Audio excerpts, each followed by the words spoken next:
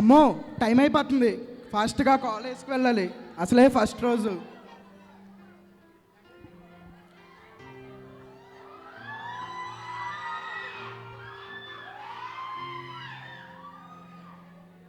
అరే, medical colleges అంటే ఇలా ఉంటాయా?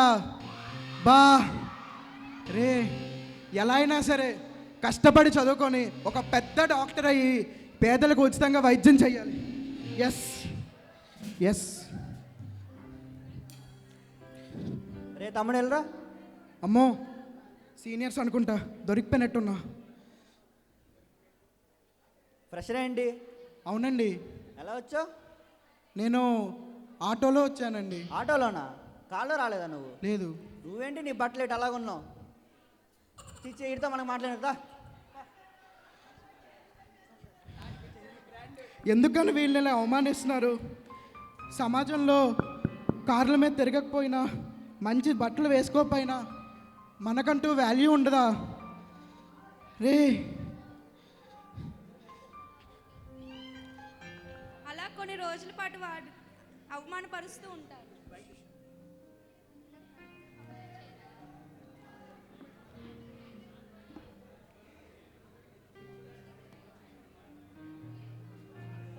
సోషల్ మీడియాకు ఎడిక్ట్ అయిన ఒక అబ్బాయి.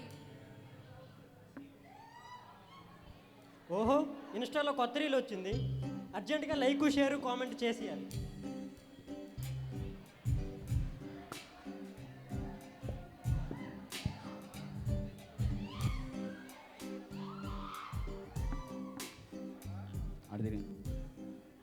శివ, రే శివ, రే అరే మీరా, ఎప్పుడు వచ్చారా? మేము వచ్చి చాలాసేపు అవుతుంది.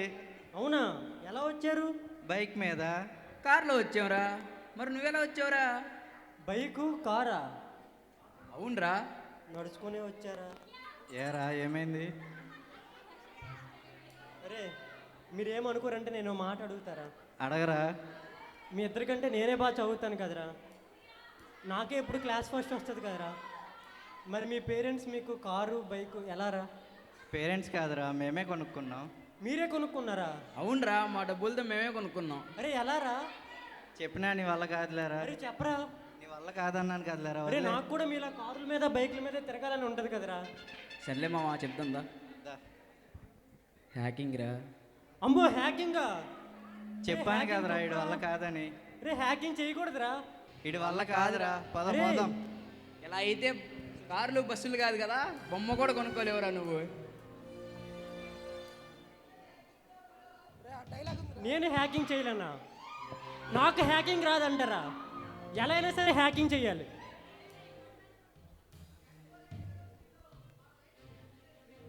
హలో,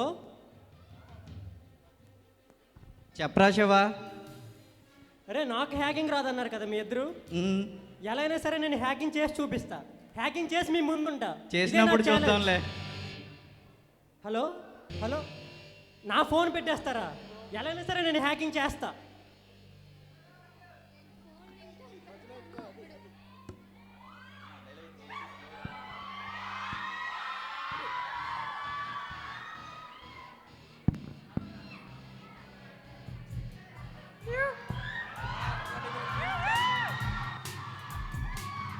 ఎస్ ఎస్ ఎస్, నేను హ్యాకింగ్ చేసా.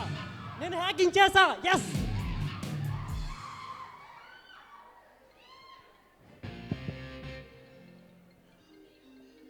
ఎవరు? చూద్దాం. హలో హలో, ఎవరు? నువ్వేనా శివ? అవును నేనే. నువ్వు చేసిన హ్యాకింగ్ మాకు తెలిసిపోయింది. ఇదే నీకు లాస్ట్ వార్నింగ్. నేను చేయలేదండి. ఇంకోసారి చేస్తే నేను అరెస్ట్ చేస్తాం. అమ్మో, నాకు తెలీదు. నేనేం హ్యాకింగ్ చేయలేదండి. అమ్మో, నా హ్యాకింగ్ తెలిసిపోయిందా? అనవసరంగా నా స్నేహితులు మాట విని నేను హ్యాకింగ్ చేశా. ఇప్పుడు ఏం చెయ్యాలి?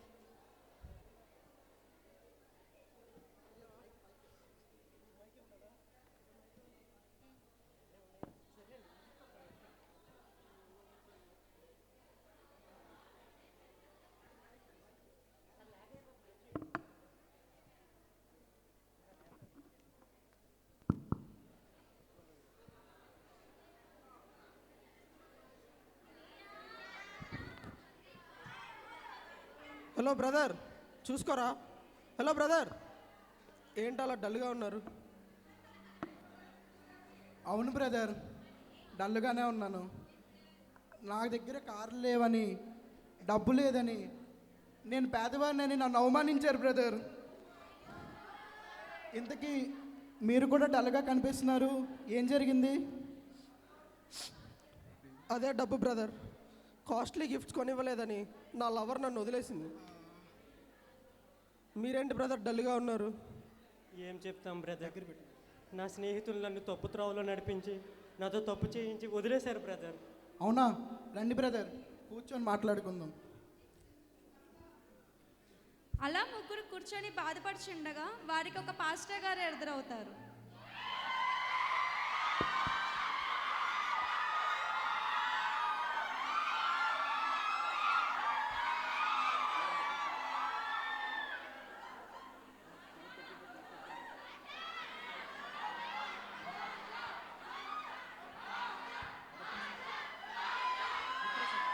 ఏంటి బాబు ఇక్కడ కూర్చున్నారు? మేమేదో ఆలోచిస్తున్నాంలే పెద్దాయన, నీకెందుకు? అంత బాధగా కూర్చున్నారు కదా బాబు, ఏమైంది చెప్పండి బాబు. అవును పెద్దాయన, బాధలోనే ఉన్నాం. మా జీవితాలు అలా అయిపోయాయి. అయినా ఇంతకీ మీరెవరు? నేను పాస్టర్ని బాబు, మీ బాధలు నాతో చెప్పుకోండి. మీతో పంచుకుంటే మాకేమొస్తుంది పెద్దాయన? మీరు పడే బాధల నుంచి నేను విడిపిస్తాను. నా తండ్రి దగ్గర నిజమైన సంతోషం ఉంది, అది మీకు కూడా ఇస్తాను. అవునా, నిజంగానా? ఒకానొక స్టేజ్ వరకు మా లైఫ్ కూడా బాగానే ఉండేది, కానీ ఇప్పుడు మా జీవితం అంటే మాకు విరక్తి వస్తుంది. ఇంతకీ ఆ తండ్రి ఎవరు, ఎక్కడ ఉన్నారు? ఆయనే మన దేవుడు బాబు. ఏంటి దేవుడా? ఆయన అసలు ఉన్నాడా? అయినా మా జీవితాలు ఏమవుతాయో మాకు తెలియట్లేదు, ఇంకా దేవుడి గురించి మేమేం తెలుసుకుంటాం పెద్దాయన? అదే బాబు, మన దేవుడు ఈ భూమిని, ఈ సృష్టిని, మనల్ని ఎంత అద్భుతంగా పుట్టించాడో మీకు తెలీదా? తెలీదు, ఎలా పుట్టించాడో నేను వివరిస్తాను చూడండి. మనల్ని ఎంత అద్భుతంగా చేశారో, కానీ మనమేమో ఆయనకు దూరం అయ్యాము. మనం ఆయనకు దూరమైనా సరే మనల్ని ఆయన తన కన్న బిడ్డల్లా చూసుకున్నారు. వివరిస్తాను చూడండి. సరే పెద్దాయన.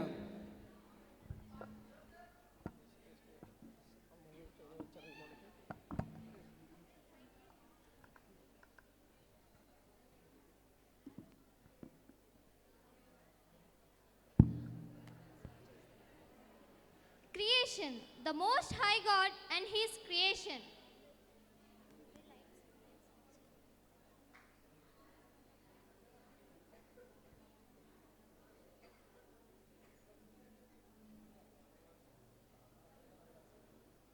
భూమి మొదట్లో జీవం లేకుండా శూన్యంగా ఉండేది.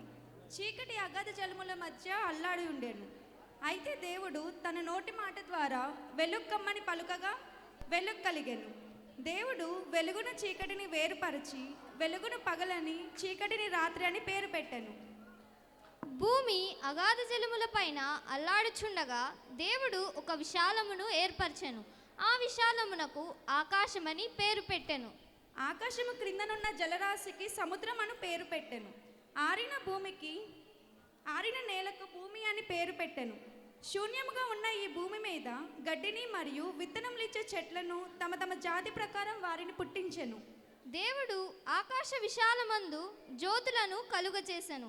అవి కాలములను దిన సంవత్సరములను తెలుపుటకై వాటిని కలుగచేసి పగటిని ఏలుటకై పెద్ద జ్యోతి అనగా సూర్యుడు, రాత్రిని ఏలుటకై చిన్న జ్యోతి అనగా చంద్రుడు మరియు నక్షత్రములను చేసెను. జీవము లేని ఈ భూమిలో దేవుడు ఆకాశ విశాలమును ఎగురుటకు పక్షులను, సముద్రంలో జీవించుటకు మత్స్యములను అనగా చేపలను దేవుడు కలిగించెను. దేవుడు ఆకాశంలో మరియు సముద్రంలో నివసించుటకు ఎలాగు చేసెనో అలాగునే ఆరిన నేల మీద జీవించుటకు పశువులను, పురుగులను, అడవి జంతువులను దేవుడు తన నోటి మాట ద్వారా కలిగించెను. చివరిగా దేవుడు తన స్వహస్తాలతో నేల నుండి మంటిని తీసి తన స్వరూపమందు తన పోలికగా నరుని నిర్మించి ఆ నరుని నాసికారంధ్రంలో ఊదగా నరుడు జీవాత్మాయను. అతనికి ఆదాము అని పేరు పెట్టెను. కొన్ని రోజుల తరువాత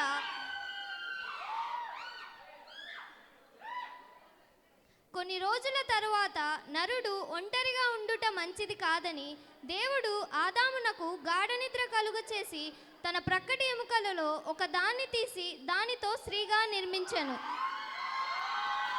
అప్పుడు ఆదాము తన భార్యకు హవ్వ అని పేరు పెట్టెను. వారు ఏదైనా తోటలో నివసిస్తూ ఉండెను. ఆదాము హవ్వ కోసం దేవుడు ఏదైనా తోటను చేసెను. అందులో అన్ని ఫలములు తినొచ్చు, కానీ ఒక్క చెట్టు ఫలం మాత్రం తినొద్దు అని ఆజ్ఞాపించెను. దేవుడు తన పనిని పూర్తి చేసి విశ్రమించెను.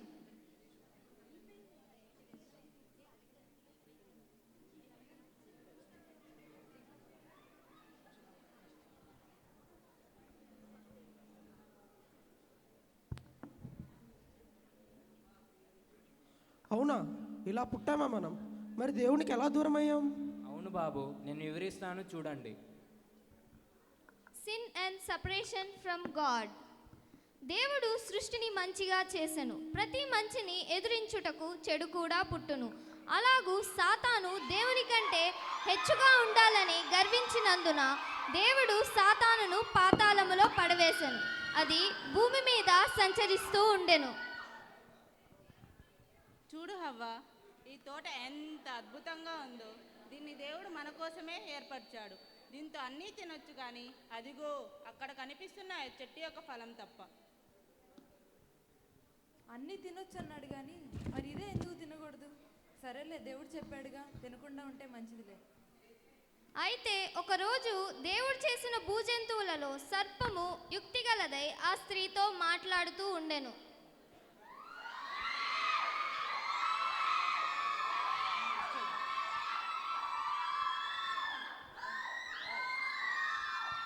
అవునా, నిజమా? ఆ చెట్టు ఫలం తినొద్దని దేవుడు నీకు చెప్పానా? అవును, దేవుడు మేము చావకున్నట్లు వాటిని తినకూడదని ముట్టకూడదని ఆజ్ఞాపించాను. చావనే చావరు. ఆ చెట్టు ఫలం తిన్న ఎడలా దేవతల వలె తెలివిని పొందుతారు. అవునా? అయితే నేను తిని నా భర్తకు కూడా వాటిని తీసుకుని వెళ్తాను. సరే సరే.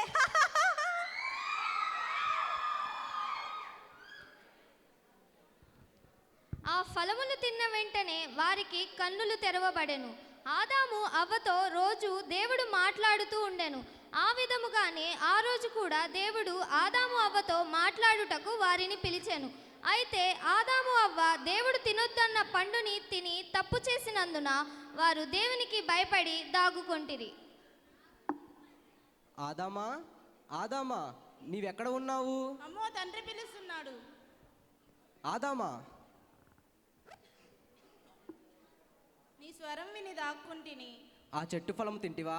ఈ స్త్రీ ఇచ్చింది కాబట్టి నేను తిన్నాను. ఈ సర్పము నన్ను మోసపుచ్చింది, అందుకే నేను తింటిని. దీనిని మీరు చేసినందుకు నేను మిమ్మల్ని శిక్షిస్తున్నాను. వెంటనే ఈ ఏదైనా తోట విడిచి బయటకు పోండి. మీ కష్టాజితంతో మీరు బ్రతకండి. మీరు పాపులు కనుక మళ్ళీ మన్నే పోదురు. ఓ ఈ సర్పమా, నువ్వు పొట్టతో ప్రాకుచు నీ బతుకు దినములన్నీ మన్ను తిందువు.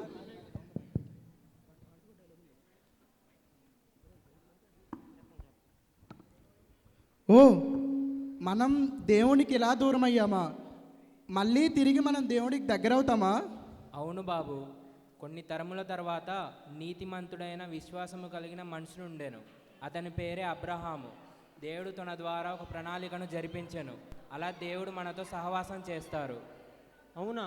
ఆయన గురించి కొంచెం చెప్పు పెద్దాయనా. నేను చూపిస్తాను చూడండి బాబు. Abraham's faith. అబ్రహాము పని చేసుకుంటూ ఉంటాడు.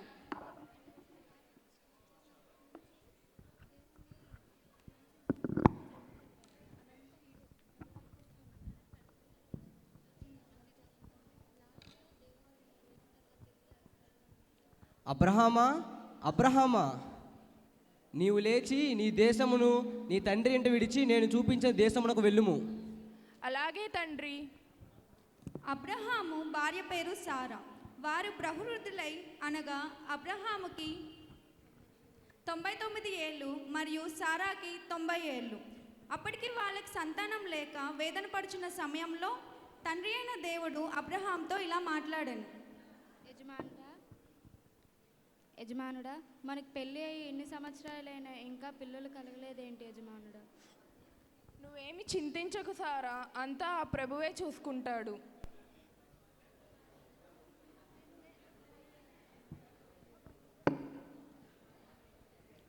అబ్రహామా, అబ్రహామా, నీ భార్య అయిన శారా నిశ్చయముగా నీకు కుమారుని కనెను. అతనికి నువ్వు ఇస్సాకు అని పేరు పెట్టుదువు. నువ్వు అనేక జనములకు తండ్రి అగుదువు. అలాగే ప్రభువా. కొన్ని రోజుల తర్వాత దేవుని వాగ్దాన ప్రకారం దేవుడు అబ్రహాముకి సారాకు ఒక కుమారుని అనుగ్రహిస్తాడు. ఇసాకు, ఇసాకు, ఇసాకు.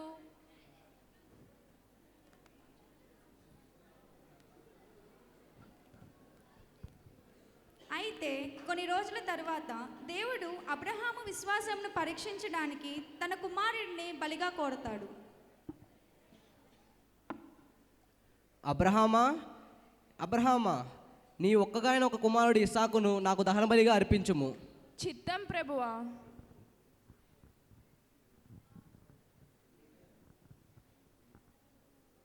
ఎక్కడికి తండ్రి? బలి అర్పించడానికి నాయనా. మరి బలి అర్పించడానికి గొర్రెపిల్ల ఏది తండ్రి? అంతా ఆ ప్రభువే చూసుకుంటాడు. తన కుమారుని కట్టేసి బలి అర్పిస్తుండగా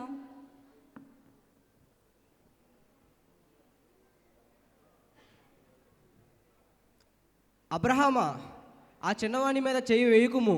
నీవు నీ కుమారుని నాకు ఇవ్వడానికి వెనుదీయలేదు కనుక నీవు దేవుని యందు భయము కలిగి ఉన్నావని నేను ఎరిగి ఉన్నాను. ఆ విధముగా అబ్రహాము దేవుని ఆజ్ఞను గైకొనినందున దేవుడు అబ్రహాంని హెచ్చిస్తాడు.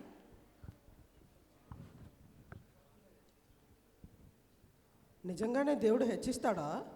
అవును బాబు, ఆయన వాగ్దానము నమ్మదగినది. కష్టాల్లో ఉన్న వారిని ప్రభువు చూడలేక ఏ విధంగా సరే సహాయం చేస్తారు. అవునా?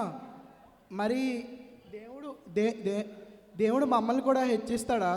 హెచ్చిస్తాడు బాబు.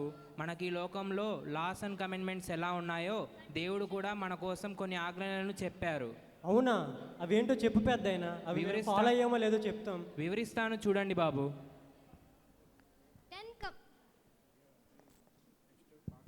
10 commandments of God. నేను తప్ప వేరొక దేవుడు నీకు ఉండకూడదు. పైన ఆకాశం అందే కానీ, క్రింద భూమి అందే కానీ, భూమి క్రింద నీళ్లు అందే కానీ ఏ రూపమైనను నీవు సాగిల పడకూడదు. నీ దేవుడైన యెహోవా నామమును వ్యర్థముగా నుచ్చరింపకూడదు. విశ్రాంతి దినమును పరిశుద్ధ దినముగా ఆచరించుము. నీ తల్లిదండ్రులను సన్మానింపుము. నరహత్య చేయకూడదు. వ్యభిచరింపకూడదు. దొంగిలకూడదు. నీ పొరుగువారి మీద అబద్ధ సాక్ష్యములు పలుకకూడదు. నీ పొరుగువారి దగు దేనిని చూచి ఆశింపకూడదు.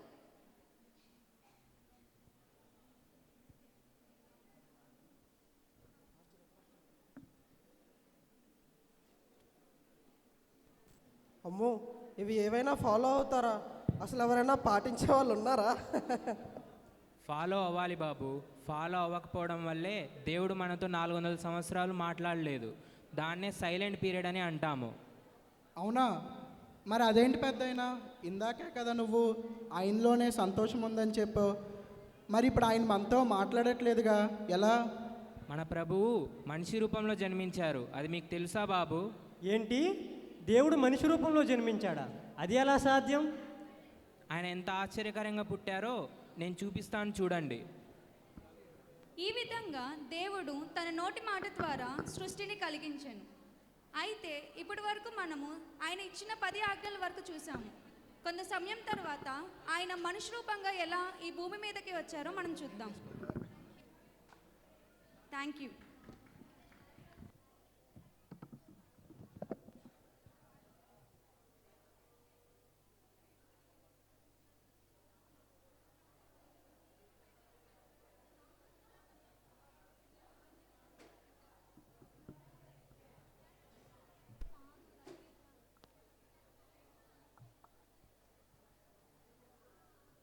Thank you, juniors.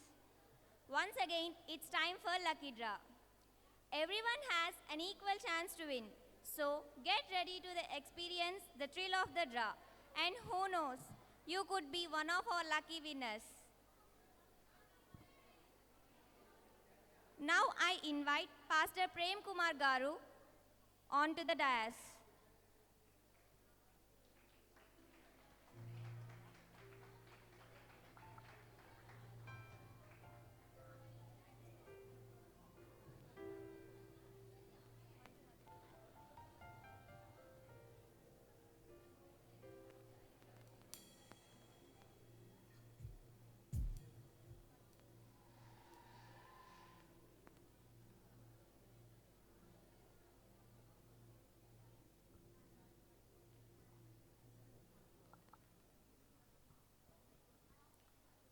P Navyasri second year.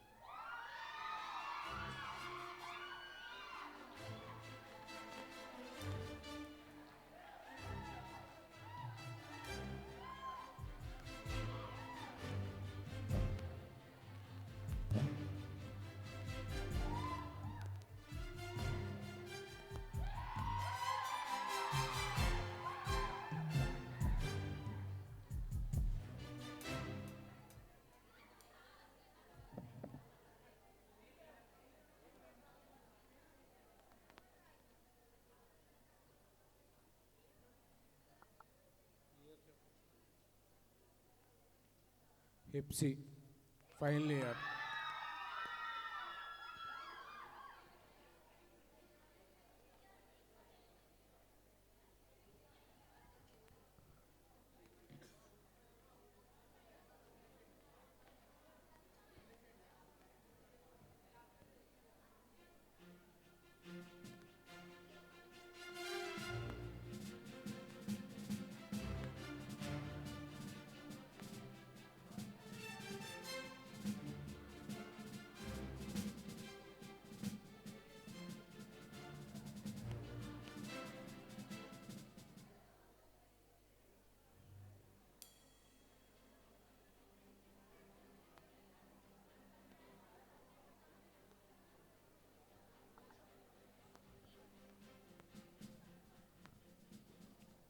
T Varsha second year.